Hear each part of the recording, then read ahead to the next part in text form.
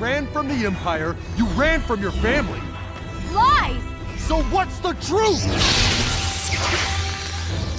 Truth is it? I left to save everyone. My mother! My father! My brother! Everything I did was for family! For Mandalore! You've never heard of the Millennium Falcon? Should I have? It's a ship that made the Castle Run in less than 12 parsecs. Hey everyone, and welcome to Castle Run Weekly. My name is Danny. I'm Heather. And we are joined by a very special guest today, Michelle, at Ahsoka Xtano. Yes. Hi, Michelle. Hello. Hi, guys. Thank you for having me. Absolutely. We're really excited to have you on. So you're actually joining us for our final Ladies of Force series. So sad to see. Well, I mean, I'm sure it'll come back, but our 3-part series and everything. So we're doing Ladies of Force, Ahsoka, and Sabine. Now, I have a feeling you have some feelings about those, Michelle. I do. I'm totally an expert. Totally an expert. I mean, it's not your Instagram name or anything, right? Yeah, no big deal. No big deal. So in our last couple of episodes for Ladies of Force, we got to talk about Leia, Padme, Jyn, and Rey, kind of do some cool comparisons and things like that. But Sabine and Ahsoka are seriously some women of power. Yeah. I mean, you have a Mandalorian who at one point built weapons for the Empire, decided that she wasn't going to do it anymore, has probably going to have her past haunt her in season 4. We've seen a lot of development in her in this most recent season of Rebels, which was really, really cool with the Trials of the Darksaber and things like that. And then you have Ahsoka, who has been through so much. I mean, it's heartbreaking what she's been through as far as getting kicked out of the Jedi Order, being invited back, and then she's like, "Nah, I'm good," and that's her. And then, like, all of the adventure that just ensues in this just lonely life, where she finds herself with the rebellion as fulcrum, and even to, well, her supposed end. It's not the end of Twilight of the Apprentice, which we actually, when we were watching Twilight of the Apprentice, I didn't notice, and I don't know how I missed this, but I didn't notice that Ahsoka was walking away in the episode. Really? I missed that. Yes, I did, because the whole time I'm like, "There's no way she's dead. No way. There's no way that happened. There's absolutely no way." Like, I was freaking out. But then I watched it again with my wife the other night, and I was like, "Is that Ahsoka?" And we were both like, "That's Ahsoka. Hold on, she's walking away." So it kind of makes me wonder why anybody ever thought she was dead, because I always kept seeing that everywhere, and I was like, "Well, if that's that, then right." But yeah, so no, Ahsoka lives, absolutely. Absolutely. And she's going to come back even more kick butt than before. So, But yeah, so, I mean, and Ahsoka's my favorite. Sabine, I really wasn't a fan of until this most recent season. She kind of seemed too detached for me, but then we got to find out why. Right. Which was really cool. Backstory. Absolutely. But yeah, both really, really strong women of Star Wars, which is no stranger to the Star Wars universe. I feel like that's something that Star Wars has always gotten right, to be honest. I don't feel like we're overrun with damsels in distress or anything like that. They can hold their own just as well as the guys, and most of the time, even better. I mean, I'll admit that. I mean, even Sabine kicked Kanan's butt a couple times. So, So what were you guys' thoughts on the characters? Do you want me to start? Yeah. Go for it. Okay. Well, let's start with Sabine, just because I probably will talk too long about Ahsoka. But what I will say about Sabine is that I love that she's multifaceted. You know, so she's this artist, she's a Mandalorian, which it means that she's most likely a good fighter and a warrior. And throughout the show, we have seen her be, she's gone through struggles, but she's also come out much stronger, after those things. So what I think Rebels and just the Clone Wars did with both Ahsoka and Sabine, respective shows, is that these characters didn't start off perfect or strong or capable. I mean, Sabine, we saw that whole episode of Trials of the Darksaber, I think. Yeah, Trials of the where she Darksaber. trained. And that whole episode, we saw how she wasn't getting it, or, she was feeling salty about Ezra beating her, it's Oh, yeah. all these things. So I love Sabine because she has so many qualities to her, and she didn't start off perfect, and we got to learn about how she had to leave her family and how that was hard for her, and that's what makes these characters relatable. Is you say, wow, like she's gone through some hard stuff too. So yeah, Sabine, Absolutely. love her. Absolutely. Well, one thing with Sabine, and it's not been till recent again, because I never really related to her beforehand. She kind of seemed kind of cold and distant from the rest of the crew, which we find out in the most recent season 3, that's on purpose. She doesn't want to get too attached, and she has a lot of pent up issues that she's just not dealing with, that she's really struggled with for the longest time. And so I love the fact that she's a Mandalorian, this warrior culture, and she's still the artist in it. She's still the big sister to Ezra. She has the biggest heart out of the entire crew, to me. Even though it's kind of the big sister, annoying little brother kind of relationship a lot of times between them. But that's how I've always viewed their relationship. And I love that with all of the women of Star Wars, we get a different type of character. The big sister protecting her family, staying to that code of their family, even if they're not blood. Whereas that's a big thing in the Mandalorian culture with their clans and their families and things like that. She's adopted the Ghost crew with that. And then with Ahsoka, you have the protector, where even though she's been kicked out, she's been cast aside and all this other kind of stuff, she still feels a duty to ensure the safety of the ones that she loves, or even the bigger picture of it, the rebellion, the security and the success of the rebellion going forward. And I love how they all play their own roles. It doesn't feel like we're repeating the same character, if that makes sense. I like that they definitely have their differences. Sabine is independent, and see, I have always I've related to her because you could see even in the beginning how capable she was, and when Fulcrum wouldn't show his or her face, she would be like, no, I'm here to ask questions. That's what I'm going to do, because that's why I left the Empire. Is Right. because this is, you can't do this to me again. And so I have really related to her, and I love that she's an artist. I never got the bigger sister. I got like the big the senior girl at school crush Okay. type. Well, with those beginning episodes where Ezra's like, hi, Hi, I'm Ezra. What's your I'm name? Ezra. What's your He's name? totally flirting. Yeah, and even now though, they still have this weird. I don't know.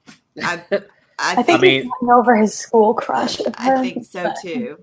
But Yeah. Well, Star Wars has always been weird about brother-sister relationships. So, very true.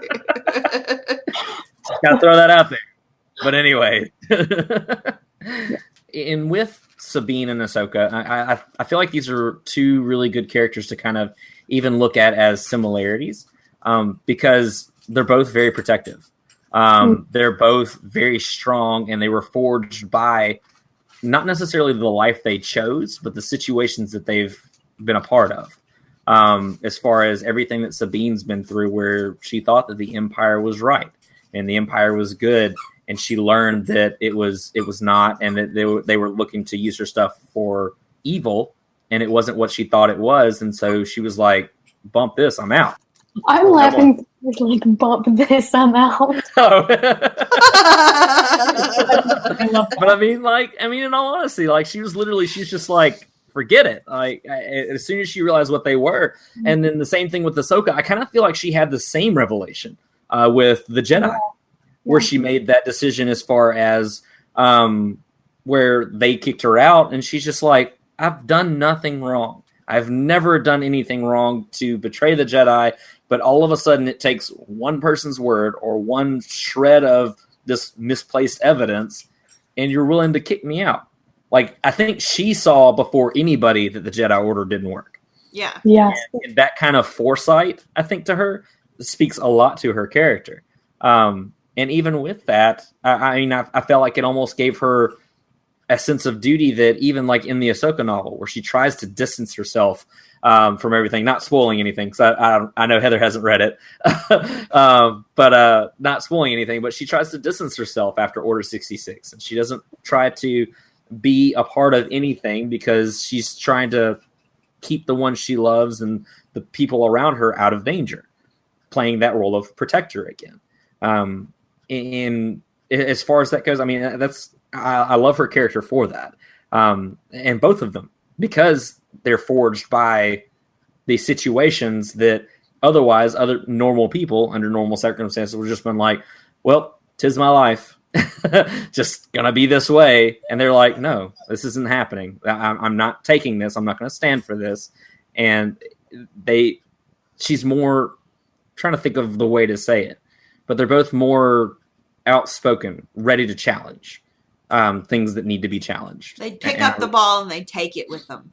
Absolutely. Instead of just leaving it there for someone else to do. Exactly. Yeah. I like that. Absolutely. I love the go get kind of attitude in all of them, because and even with Ahsoka, even though it's reluctant sometimes of I shouldn't do this. I know I shouldn't. Well, I'm gonna do it. I'm just gonna do it because it's Anakin. Yeah, exactly. That self-doubt from Anakin, yeah. Which with the Mortis arc, like the whole Seeds of Darkness thing, that was kind of crazy. Just saying. But it almost makes her a better Jedi. I mean, not almost. It absolutely makes her a better Force wielder. We're not going to call her a Jedi. A better Force wielder that she had Anakin for a master. Because he didn't ruin her. He just showed her that there was more, even if he didn't intend to. Because she says multiple times throughout Clone Wars how he's passionate and he cares for people and things like that. And that's not something that is really the Jedi way, the passion and attachment and things like that. But it's almost like, how can you love and care for people without having some element of attachment? That's always kind of, I guess, boggled me. Like, it never made sense of why that would be that way. But I don't know. If I'm rambling, just tell me. No, I mean, I'm just, the Jedi, in my opinion, don't work, and they're never gonna work. Right. Because, I mean, literally it feels like the way of the Jedi, and not to get off track, but the way of the Jedi is to deny yourself completely of everything that you are and become this clone. This Force-imbued clone that does the same thing as everyone else. And yeah, you have your own thoughts and you have your own things, but you have to basically swear off feelings. You can't feel for anything and all this other kind of stuff. And that almost, I feel like, and I guess maybe it's just looking from my perspective, I feel like that would almost distance someone. As far as, like, if I was looking to somebody in need, if you're only looking at it tactically and strategically, then at some point, someone's going to be lacking. Something's going to happen where you make that decision where you don't always save the lives, or they're not as important as someone else. And that doesn't seem right, in my opinion. I feel like, as far as that, that's probably the last episode that we're going into. But, to me, they're so focused on annihilating every shred of bad and dark and anything that's not them, but only Sith, still, and absolutes. So it's like Mm-hmm. Exactly. It's a big walking contradiction. yes. So it can't work. It just can't Mhm. work. But back to Ahsoka and Sabine. Sorry, that was Yes, my fault. sorry, that was your fault. That wasn't my fault. That's all right. That was all me. But yeah, so do you feel like at any point, because they're both animated characters, we've never seen them either one in live action. Do you think that Michelle, at any one point, that Ahsoka may have influenced the creation of Sabine, or maybe you see seeds of that or anything? Maybe it's inspired. Yeah, I mean, now that you mention it, I think the idea that you were saying earlier of the protector, and we know Ahsoka left the Jedi Order. She was following her heart. She's like, I can't be here anymore. And Sabine left her family to protect them. And then we've seen elements of Ahsoka being a protector just throughout her character arc. I think that's definitely probable. Yeah, I mean, I wonder if it's like a motherly instinct almost. I'm called the mom in my friend group, so maybe. Yeah. I could see that, the motherly instinct, because, I mean, Ahsoka, essentially, before Twilight of the Apprentice, is haunted by the fact that she did leave Anakin. That even though she felt like she had to go, Anakin couldn't understand why she had to go. He didn't understand why she was leaving and things like that. And then in Twilight Apprentice, she's saying, I won't leave you this time. It's not going to happen. And so it's almost, she doesn't necessarily fill that role of mother, but she looks out for Anakin in the same way. Because, like, I mean, you always hear her always making excuses for him and everything. Well, that's just him. That's just Anakin. His ways work. Don't worry about it. They're a little weird. They're a little offbeat, but don't worry about it. We'll get there. And, oh, well, he got a little angry. It's okay. Oh, he killed a bunch of Tusken Raiders. No problem. No. I don't know if she'd excuse that. Hold on. Luckily, she More didn't than know likely not, he the did way that, he's but- But anyway, Yeah. I see. I don't even know if she really knew about that. I would I think doubt that would be it. something that they would have kept from each other. But I would think so. I don't Yeah. think they knew, but I don't think she would have accepted that. Probably no. no. Well, and then it kind of makes me wonder if she did find that, what would happen? Because I don't think that she would have given up again. I don't No, either. she wouldn't Not have. at all. She wouldn't have. Because, No. in Twilight of the Apprentice, she's like, I won't leave you again. And so she's determined. She could have escaped with Ezra and Kanan, but she didn't. And she was like, I'm going to stay with you. It just broke my heart. But Oh yes. I think if something ever happened where she did find out about Anakin's dark moments, she wouldn't give up on him, definitely. I think because she left the Jedi Order ultimately, that only aided, if not started, his path to the dark side. Because the theory I have is that which I mean, obviously Ahsoka was kind of an afterthought production-wise, coming in the Clone Wars. But it makes me kind of wonder as far as, because, I mean, I hate that Ahsoka never made it live action, that she was something that came afterwards. But it makes me wonder if Ahsoka had been live action and had been a part of the original trilogy stories, if Anakin had let her in on some of the things that he was dealing with, some of the fears that he had about Padme, about losing his mom and things like that, it makes me wonder if he might have been steered a different way. Definitely. Because a lot of the things that he did kind of not necessarily get away with, but that he accepted, that even Padme kind of swept under the rug of, oh, we're not going to worry about that today, with the murdering the Tusken Raider camp and everything. I mean, it's almost as if it just didn't phase her. She's just kind of like, oh, okay, cool. like the meme that you sent, vigorously hits the panic button. And so it makes me wonder if Ahsoka could have actually steered him one way or the other, as far as maybe even ease some of his fears. Because I feel like that's the kind of character that she is, where even though she started out as the Padawan, his little Padawan, she kind of became something more to him. She became almost the only other family he had. I agree. And their dynamic is sweet. And I think that's probably what a lot of people didn't like about Clone Wars, is that it was sweet.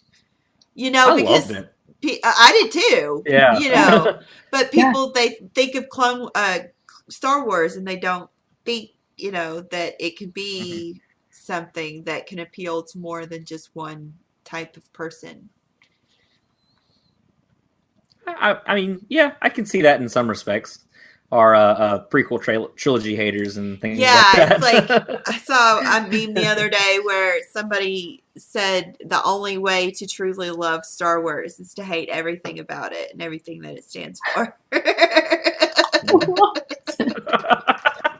That totally makes sense. Yeah. Oh my goodness. Wow. No, See, my friend Maddie and I, actually, her Instagram is at Reckless Jedi Knight. She and I have talked for hours on end about the Ahsoka Anakin dynamic. It is one of our favorite things to talk about and to think, oh, I bet she would do this with him or something like that. We call it, we kind of get a father-daughter dynamic between the two. So family, definitely. But Right. she, to me, she's really quite the anchor for him. And because, she has obviously picked up she's learned things from Anakin that might be considered unconventional according to the Jedi, but that's what makes her such, an influential person to him. So yeah, I adore them. I adore that duo. I do. I mean, you can't get mad at Snips and Sky Guy. No, never. Never. I love, this is going to kind of be off, but the whole reckless thing came from Qui-Gon. And then it was passed on to Kenobi. He didn't embody it quite the way Qui-Gon did, of course. But, then that got passed on to Skywalker. It got passed on to Ahsoka. It's like, I just like that particular thing can be passed on through all these generations, even though it's not a genetic right thing. Well, through their teachings and things like that. Because I mean, Qui-Gon was very reckless. Like the Jedi Order would tell him do this, and he'd go, nah. I don't think I'm going to do that. We're just gonna ignore that you ever said that because it was stupid. I mean, that's literally how it felt like with everything he said. And even to when he recommended that the boy be trained, they all said no. And he was just like, hey, Obi-Wan. Do it anyway. Yeah. Obi-Wan, I need you to train this kid. The Jedi Order, it doesn't matter. I need you to train this kid. You're going to do it. It's just like, oh, dying wish. Yeah, what you going to do? Yeah. It's like, are you really going to tell me no? And so, like, I mean, I would absolutely agree with that. And like what you said, Michelle, I mean, she absolutely was his anchor throughout the entire thing because you can tell, I mean, even saying that after she leaves completely, that's when, because I mean, that's not shortly after, that's when Revenge of the Sith starts, episode 3. And so that's where we see that rapid downhill decline with him, where he's literally just spiraling out of control the entire time. He's no longer anchored. There's no longer anyone to go, Anakin, you need to calm down. It's not quite, you're getting a little unhinged. It's like, easy now. He doesn't have that anymore. Because as much as I hate that, because I mean, Padme is so strong and everything, but I never felt like she really was very direct with him. Unless it had to deal directly with her. Any fear he had or anything like that, it was just always, oh, it'll be okay, kind of coddling him and everything. And it was just, I don't know. And maybe I'm thinking of that wrong, But that's how I always felt with her. Because, like, why is your Padawan the better anchor than your wife? Boom. Boom. Yeah. Because, I mean, like, Ahsoka had a better head on her shoulders as far as gauging who Anakin was and how he did the things that he did and why he did them the way that he did them. But his own wife was more of, oh, it'll be okay. I'm so sorry. Oh, you'll make it. And then she's surprised that he force chokes her in the middle of a lava planet. I mean... Well, she accepted him for who he was. Padme and did. Ahsoka always encouraged him to be better. She always strove for him to achieve greatness in a different way. Not, right, as a Jedi, but as a person. Right. Absolutely. She saw him better, I think. She didn't see him for faults or anything like that he had. She saw his faults and she knew that he could be better, that he was still a great Jedi. So, yeah. So, I mean, and I always felt like she did see him for, not for who he was, but for what he could be, for his faults, for his strength and things like that.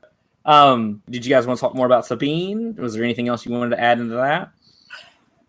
I don't know. I kind of got what I wanted to say. Yeah. Well, I've always felt Sabine's more of a, not necessarily a secondary character, but I mean, she is strong in her own right, but I feel like we're really going to see her shine in season 4. I do too. Because we really started to see her come into her own at the end of season 3 with the Trials of the Darksaber and how she helped take back Mandalore, or started to take back Mandalore with her mom, rebuilding their clan and everything. So I really think that she's really going to shine in this last season, because which I know I've told you, but with the Rebels panel at Star Wars Celebration, we actually got to see the first episode. I'm so jealous. Was it good? It was amazing. It was amazing. And it was the Sabine episode. So yeah, which is killing me because I can't talk about it to anyone. Not even my own wife will let me talk about it. And she's not even caught up on Rebels. But yeah, so no, it's amazing. And so I really feel like she's going to really shine throughout this last season. I hate saying last season. Breaks my heart every time. Yeah. Guys, thank you so much for joining us for another episode of Kessel Run Weekly. And again, Michelle, thank you so much for joining us. It was a lot of fun. Thank you for having me. It has been a pleasure. Absolutely. We look forward to having you in the future if you'd like to join us again. We'll have to get you during one of our Rebels reviews or during the season 4, because we'll be covering that. I'm all over it too. So absolutely. So cool. So Michelle, can you tell everybody where to find you? Sure. So I am on Instagram at AhsokaXTano. And that's currently my individual page. I am also part of a network of pages, all_Star Wars, if you know him, Mike. He has created a group of pages, so I'm a part of that network, so you can follow all of them. They're real cool people. Yeah. Well, cool. Well, awesome. And so, guys, definitely check her out for sure. She's doing a Rebels rewatch. Try not to get tongue-tied. Rebels rewatch right now. Hashtag Rebels rewatch. See, I can't do it 3 times. I can't. Tried to do it 3 and it didn't work. Where she's going through Rebels and everything, giving some behind-the-scenes stills, which have been really cool. That's been my favorite part about it. Seeing the before production and after production stills and everything. So guys, definitely check her out on Instagram. And check us out as well. KesselRunWeekly.com, where you can find all of our social media stuff. We're on Facebook, Twitter, Instagram at Kessel Run Weekly. And we're on iTunes now, guys, which is awesome. So check us out on iTunes. We'll have new episodes every Wednesday and Friday. So be on the lookout for that. And for Kessel Run Weekly, my name is Danny. I'm Heather. And may the Force be with you.